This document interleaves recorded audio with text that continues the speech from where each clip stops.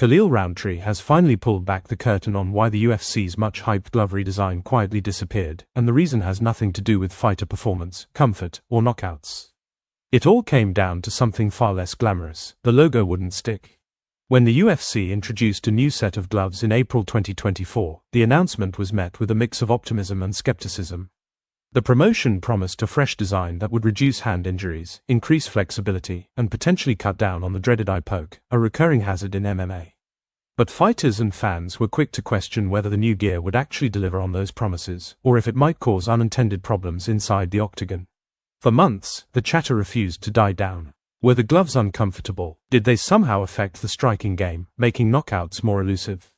Was the change scrap just to pacify a disgruntled champion like Jon Jones? None of the above, according to Rountree, who was directly involved in the development and testing of the equipment. During an appearance on the Joe Rogan Experience, the UFC light heavyweight revealed the unexpected flaw that ultimately led to the gloves' retirement. The main thing was that because of the leather, the logos weren't sticking, Rountree explained. So the logos were peeling off, peeling off, peeling off. I'm telling you, we tried hundreds of different ways to get the UFC logo printed on the gloves so that they will not come off in the octagon. From me testing it on the canvas, doing live situations, sparring, rubbing it in the cage, blah blah, it just would not stay on. Yes, you read that right. The UFC's decision to ditch the new gloves had less to do with the mechanics of fighting and more to do with branding durability. The UFC couldn't keep its own name on the product. UFC President Dana White later confirmed that it was his call to abandon the updated gloves and return to the older model. While the new gloves offered theoretical benefits in terms of hand protection and range of motion, aesthetics and practical concerns ultimately took precedence. Some fans had speculated that the switchback was tied to a drop in knockout rates. During the months the new gloves were in rotation, there was a perception, though not backed by solid statistics, that fewer fights were ending in devastating finishes. Critics quickly pointed fingers at the gloves, suggesting the padding or structure was absorbing too much force. But that theory doesn't hold up under scrutiny. In fact, Rountree himself fought under the new design, wearing the gold-accented variant when he faced Alex Pereira for the light heavyweight title at UFC 307. If anything, that bout proved the gloves weren't to blame for lackluster striking. Both fighters landed heavy artillery over 4 punishing rounds before Pereira sealed the win in the 5th. The power was there. The violence was there. What wasn't there, ironically, was a reliable logo. Rountree broke down the real issue with the gloves further, pointing to inconsistencies in the leather itself.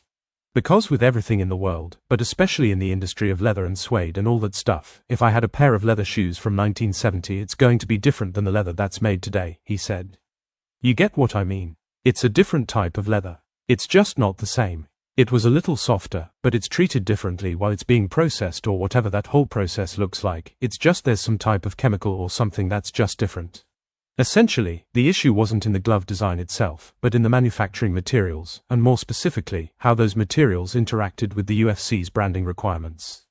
A seemingly minor detail, but in the world of televised combat sports, image matters. A championship fight ending with a hand raised in a pair of partially logo-less gloves. That's not the look the UFC wanted broadcast to millions around the world.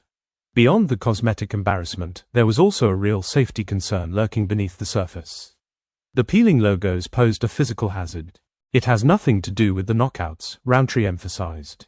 It's that every time when the fighters come to return a pair of gloves or whatever, or even in the fight, it's peeling off or chipping off, and that's a hazard if it gets in your eye.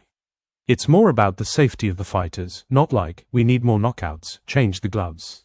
The implication is clear: the gloves didn't fail because they underperformed in combat, but because they couldn't stand up to branding and safety standards.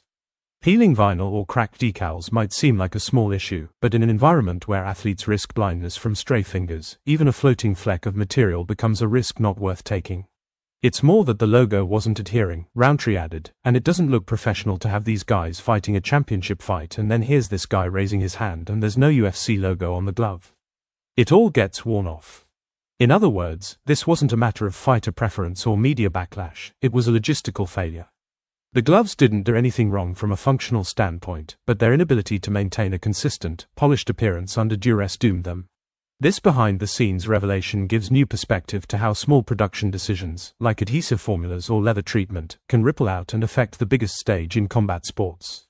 It's a reminder that in the UFC, optics matter just as much as outcomes.